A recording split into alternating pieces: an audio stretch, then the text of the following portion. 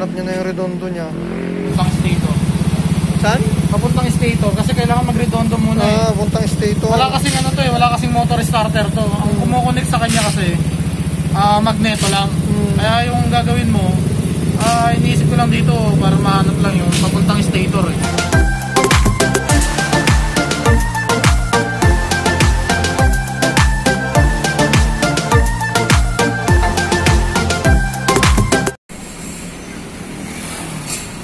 Yo, what's up mga katatay? First time kong masiraan dito ngayon, no?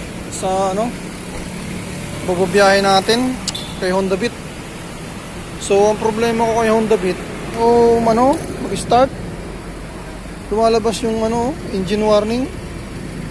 Yan, kanina tumatakbo ako, yung tambutso niya nagpupugak-pugak, tapos bigla na lang huminto. So ngayon, nabot na ako ng gabi dito sa Makati. Dito ako sa Salcedo Village, Makati. So nagtanong-tanong ako kung mayroong paggawa na shop dito malapit. So, sabi sa akin, malayo pa yung lalakarin ko. So ngayon, minto ako dito, nagtanong ako, mayroon ako nakausap. Isang crew dito sa Tayong Baro. Tiyong Baro ba to? Sabi niya, tutulungan niya ako. Antayin ko lang siya lumabas, mga alas 7. Ihatid niya ako rin sa shop. So ngayon hindi tayo makaalis kasi buti wala na akong deliver. Bale yung kotse na ng shop na pinagtatrabahoan kong naghatid, as iniwan ko tong motor ko dun sa likod ng ng pinagdeliveran ko. Pinalikan ko lang ganitong oras.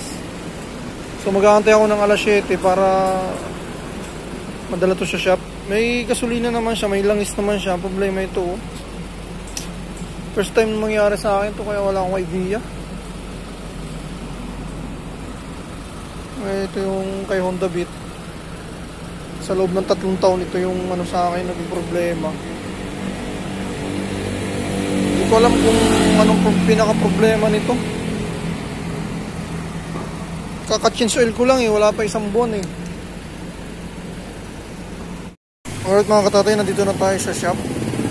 Bali, nagpatid ako dun sa kanina, dun sa lalaki. Hindi ko nakuha yung pangalan niya. Shoutout na lang sa iyo, Paps. Dati siyang Grab rider. Ngayon, namamasukan na lang siya dun bilang waiter yata. So ngayon, di ko na nakuna ng video at nagmamadali kami. Nawala na rin sa isip ko yung kunan siya ng video. Tsaka, di ko nakuha yung pangalan niya. Binabayaran ko siya, ayaw niya mapabayad. Sabi niya, rider din naman siya, kaya tutulong na lang siya. Shoutout sa iyo, Paps, kung sino ka man, salamat sa iyo. Huwag kang mag-alala kapag ako naman ang nakakita ng tutulong din tayo.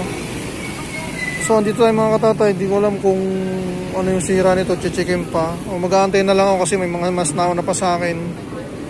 Di ko alam kung anong lugar na to. Dinala niya ako dito.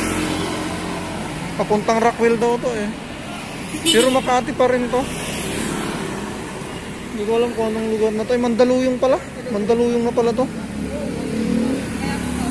Hindi ko alam kung saan parte to.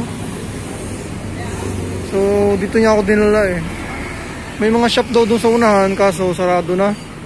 So dito no choice, maghihintay tayo para makauwi lang tayo sa bahay. May pasok pa bukas. So sana magawa at sana mura lang. Tayong budget masyado mga katatay, mahirap pag hindi talaga napaghandaan. Dapat talaga sa pang-araw-araw na biyahe mayroong tinatabi. Naubos lahat sa gastusin mga katatay, kaya tayo nahihirapan So sana importante maayos to para magamit bukas at malaman natin kung ano yung pinaka main reason bakit bigla na lang huminto. The Beat FI na version 1 na bigla na lang namatay, hindi na gumana. Pero meron na siyang kuryente. Ano nga ba yung problema nito? Bakit bigla na lang namatay? Titingnan natin mamaya kung anong gagawin ng technician mga katatay. So para pag na-encounter natin ulit ito, alam na natin kung anong dahilan. Pero pag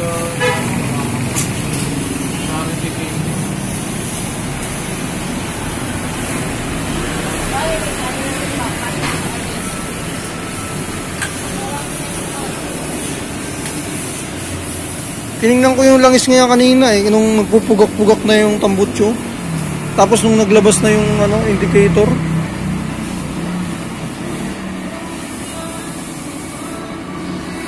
may langis pa naman, kaya lang maitim yung langis niya.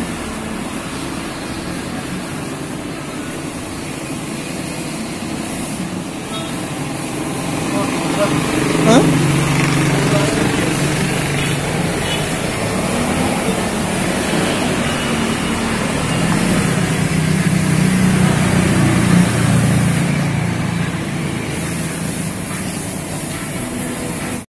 Sinerge si kuya yung battery natin, no?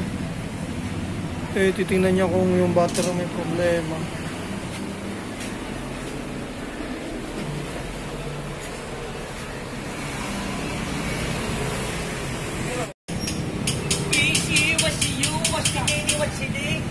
Tinanggal niya yung ano, mga katatay, yung...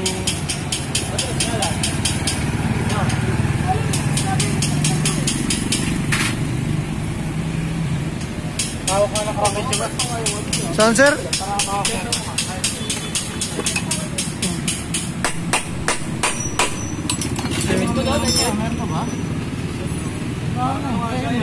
Ito, ano, di ba yan?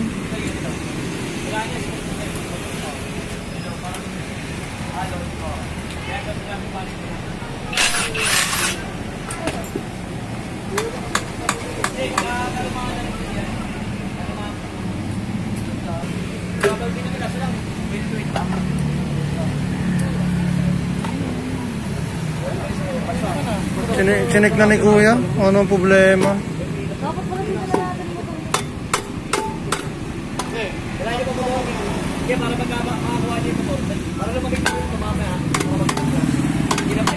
Tigas na nang kag-start ka tatay. Stock up na yata.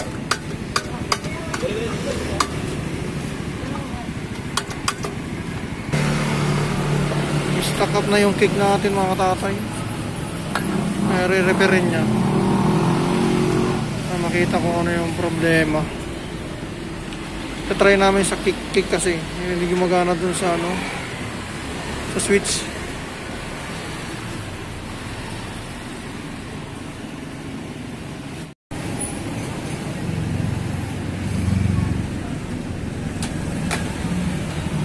So mga katatay, kinalas na ni kuya. Hanap niya yung problema. Pero talaga yung ano, magkaroon ng troubleshoot sa motor.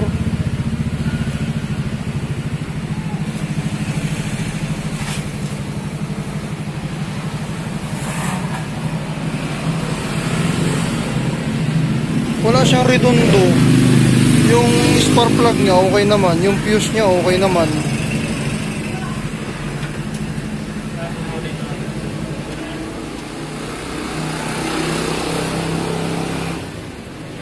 Okay naman yung fuse ano.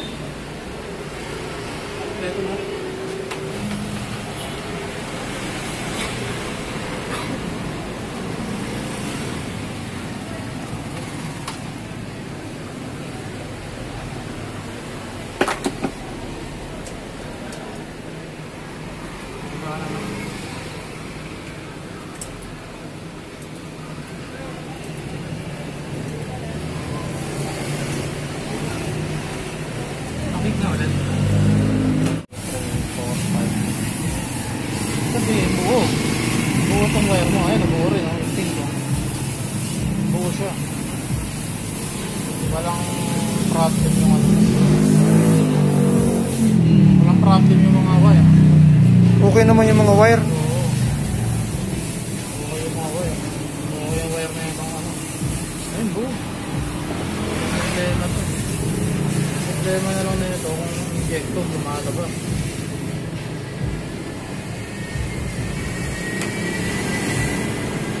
Yung gulo ng Yung relay niya okay naman. dami kasing ano ng 52 eh. Madami kasing error yung 52 eh. Ito, marami kasing pinag-ano ng yung 52. Baba na ng error mo. Ayun, nahanap niya na yung redondo niya. Problema. Baba ng minor. Ha? Baba ng minor. Bigla nga namamatayan nung ano. Ano yung wiring na ginalaw mo, kuya?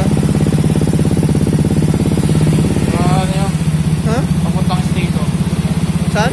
Papuntang stator kasi kailangan mag-redondo muna eh. Puntang stator. Wala kasing ano to eh, wala kasing motor starter to. Ang kumukonek sa kanya kasi magneto lang. Kaya yung gagawin mo, iniisip ko lang dito para mahanap lang yung papuntang stator eh. Yung wiring eh. Stator pala. Papuntang stator, papuntang magneto. Ayun na, tinakasan ko na yung minor ah. Kasi namamatay pag yung ano, inon ko siya, mababa yung minor niya, hindi ko mahanap yung minor kaya hindi ko pinakikialaman. Ayan, mataas na. Oo.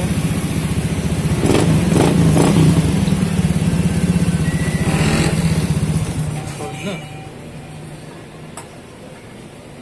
Hirap kasi ng mga wiring yan, nandito lahat eh. Eh, puro dumi pa naman yung mga nandito.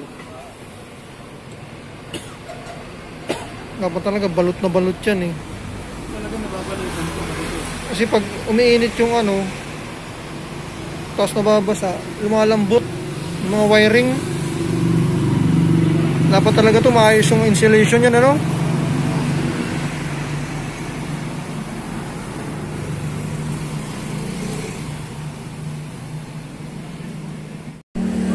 Okay lang katatay na ano namin, napalabas na yung redondo. Sa stator lang yung naging problema niya.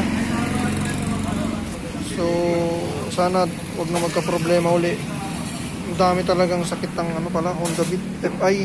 Madami kang pwedeng i-check kapag hindi gumana. Isa-isahin mo lahat simula sa battery, fuse, spark plug, wiring, lahat.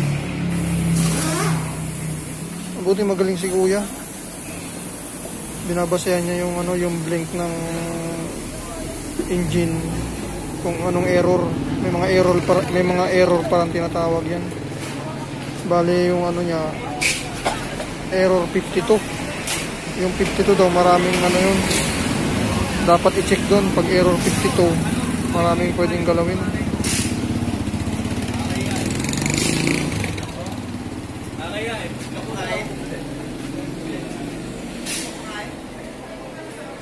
Alam kayo sa bahay, may ulan madami. May sinigang, may ato.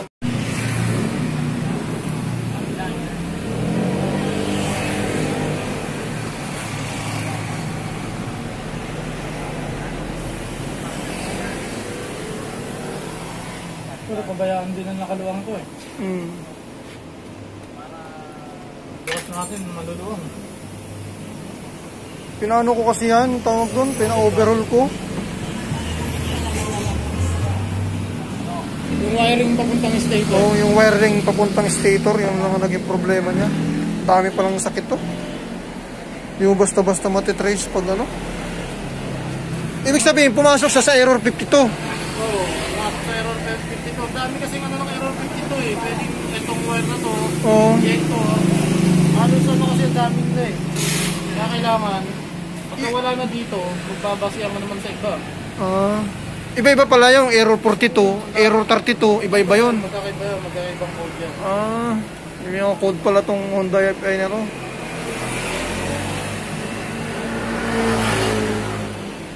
Abutin lang bumabase si kuya doon sa blinking ng engine. Sabalik yung jet ko. Kasi tatanong siya bakit daw di ka gumamit ng ano, reader. Yung sa panel ba? Diagnostic. Oo. Diagnostic? Oo. Sabi ko bumasi ka sa ano, blinking ng engine ano eh. Pwede naman daw yun, sabi niya. Marunong magbasa ng code eh. Oo, pwede naman marunong magbasa ng code. Basta marunong magbasa ng code kung saan papunta. Mahirap pala pag mekaniko ka, hindi ka marunong magbasa ano. Hindi mo alam kung saan. Yari ka na. Oo. Nari ka, baka kung anong gagawin sa'yo. Linisin natin throttle body mo, baka throttle body lang. Diba? Yan pala may Linisin natin yung magneto mo, baka magneto cleaning lang. May mga ganun. may mga error pa yung mga katatay. May mga ganun mekaniko pag naka-encounter ka ng mga ganun.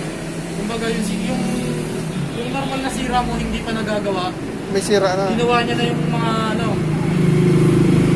mga throttle body, yung magneto cleaning. Ganun. Kasi may mga ganun mekaniko pag naka-encounter. Baka sasabihin niya lang baka throttle body. Sasabihin niya baka throttle body natin. Tapos hindi naman yung throttle body. Diba? Pag magdaan ka na, mangangamba ka na, hindi naman throttle body yung sira eh. Ganyan. Tapos hindi pa rin gumana. Kung bakit niya nilinis, diba? Yung mga ganun, tapos sabihin pa sa iyo, baka magneto cleaning. Magneto cleaning muna natin.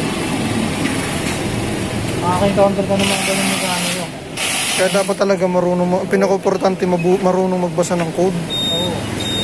Hindi pa nga, kailangan mapawala mo yung katulad niyan, diba? Sabi nila, paiba-iba sila eh. Oo. Yung mga sinasabi mo sa akin, yung mga nagko-comment sa'yo. Oo. Eh wala kang redondo, kailangan mahanap.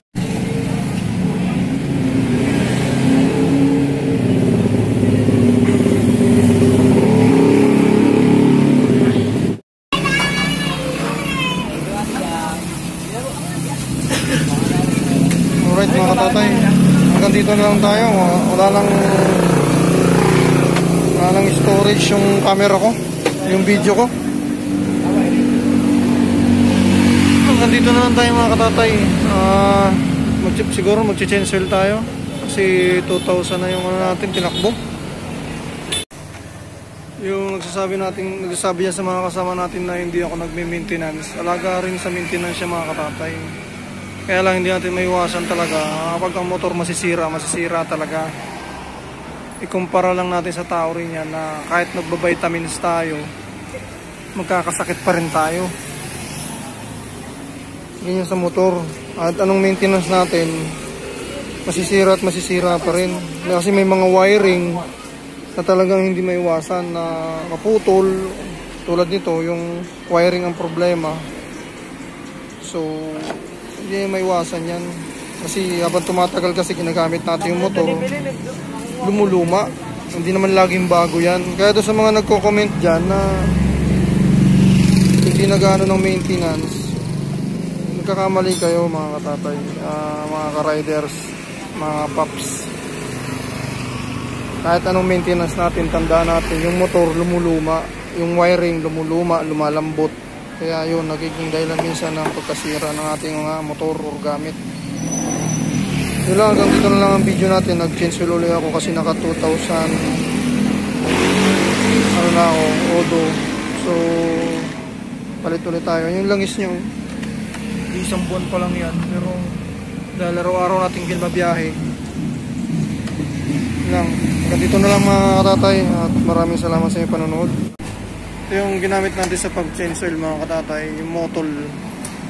Kasi para sa everyday use, motol yung magandang gamitin sa Honda Beat.